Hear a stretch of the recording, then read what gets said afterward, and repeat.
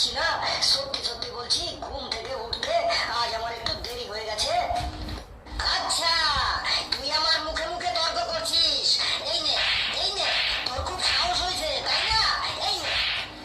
Sir ছেড়ে দিন sir, এমনিতেই আমার শির দ্বারাটা বাঁকা হয়ে আছে, তার উপর যদি আপনি মারেন তাহলে তো আমার শির দ্বারাটা আর কোনোদিনও সোজা হবে না। স্যার ওকে আর মারবেন না, ছেড়ে দিন স্যার। আচ্ছা, ওকে মারলে তুই আমার কি করবি বল?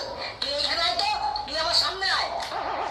স্যার ওই কাল্লুকে মারলেন, ওটা আমি মোবাইলে ভিডিও করে রেখেছি, একদম এইচডি ভিডিও, 1 মিনিটেই আমি ভাইরাল করে দেবো। আচ্ছা, ভিডিও করছিলি তুই তাই তো? এই নে, এই নে, ভাইরাল করবি তুই আমার ভিডিও। এই নে, কর ভাইরাল, কর ভাইরাল, দেখি কেমন ভাইরাল করিস। এই নে, এই নে, কর রেকর্ডিং, যা করার কর। তোর মুখের সে বাদকে আমি এমন পাল্টে দেবো না, তোর বাড়ির লোকেরাই তোকে চিনতে পারবে না। এই নে। আপনার টিচার না হয়ে পুলিশ হওয়ার দরকার ছিল। কিছু বললি? না স্যার, আর কিছু বললি? যা জায়গায় যা। শোনো গুণধর ছাত্রছাত্রীরা, তোরা তো জানিসই যে এই সময় এই শহরের সব থেকে শ্রেষ্ঠ টিচার তোদের ক্লাস নিচ্ছে। এই বছর আমাদের লক্ষ্য থাকবে আমরা 1 বছরের সমস্ত সিলেবাস 1 মাসের মধ্যেই শেষ করে ফেলবো। তোদের যত বই আছে সব বই হাওয়ার গতিতে শেষ করে ফেলবো, কিছুই বাকি রাখবো না। চলো তাহলে শুরু করি। হাওয়ার গতিতে চলার জন্য সবাই তৈরি হয়ে যাও। বেলুরে, স্যার মনে হয় একটু বেশি বেশি বলে ফেলছে তাই না? চুপচাপ সাইলেন্ট হয়ে থাক, না হলে কিন্তু স্যার মেরে আমাদের মুখের শেপ একদম চেঞ্জ করে দেবে এবার। এই কি বললি রে তোরা? ওয়াও স্যার, 1 বছরের সব সিলেবাস 1 মাসের মধ্যে শেষ করে দেবেন, তাহলে তো একদম মজা এসে যাবে। হ্যাঁ স্যার, এটা একমাত্র আপনার দ্বারাই সম্ভব। You are the most popular and intelligent and talented teacher in our শহর। তো প্রিয় ছাত্রছাত্রীরা, সকলে সবকিছু বুঝে গেছো তো? আর যদি না বুঝে থাকো তাহলে একবার কেন হাজার হাজার বার আমাকে জিজ্ঞাসা করতে পারো। আমি তো তোমাদের বোঝানোর জন্যই আসি, আর এই জন্যই তো আমি পেমেন্ট পাই। বলো কে কি বুঝতে পারোনি, বলো, আমাকে লজ্জা করো না, বলো। স্যার, আমি কিছু বুঝতে পারিনি, আমার মন অন্যদিকে ছিল, প্লিজ আমাকে আর একবার ভালো করে বুঝিয়ে দিন। কোনো ব্যাপার নেই বেটা, এই জন্যই তো আমি আছি, এই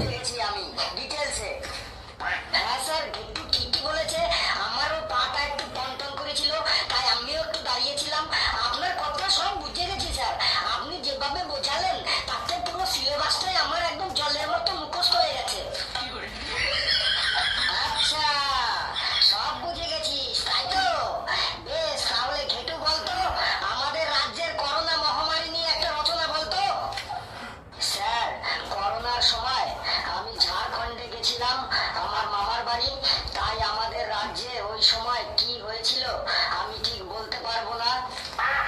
হ্যাঁ, জানতাম তুই বলতে পারবি না। আমাকে আর রাগাস না কিন্তু, এবার কিন্তু তোর মুখের শেপ আমি চেঞ্জ করে দেবো। স্যার একটু বাইরে যাব জল খেতে, গলাটা একদম শুকিয়ে গেছে, খুব জল তেষ্টা পেয়েছে আমার। এই যে পড়া ধরেছি, আর তোদের জল খাওয়া, প্রস্রাব করা, মাথা ঝিমঝিম, পা টন টন শুরু হয়ে গেছে।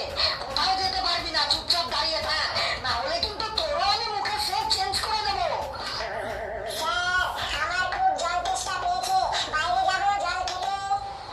যাও যাও, তোমার আবার এটা জিজ্ঞাসা করার কি আছে? যাও, জল তেষ্টা পেয়েছে যখন অবশ্যই জল খেতে যাবে। তুমি তো শুধু এক গ্লাস জলই খেতে যাবে, পেট্রোল তো খেতে যাবে না।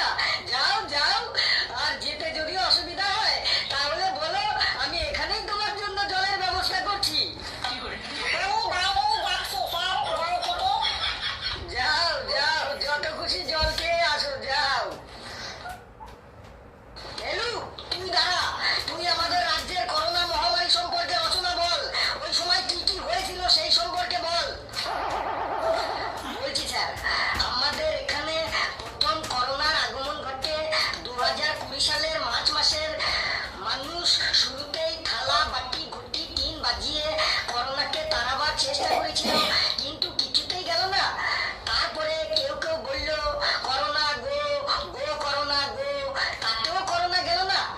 তারপর সকলে মোমবাতি জ্বালালো ও একদিনের জন্য দোকানপাট, রাস্তাঘাট, হাট বাজার, স্কুল কলেজ, অফিস কাছারি সব বন্ধ রাখা হলো, তাতেও করোনা গেল না। করোনার সময় সকলে একটা জিনিস দেখতে পেল যে মানুষের চায়ের প্রতি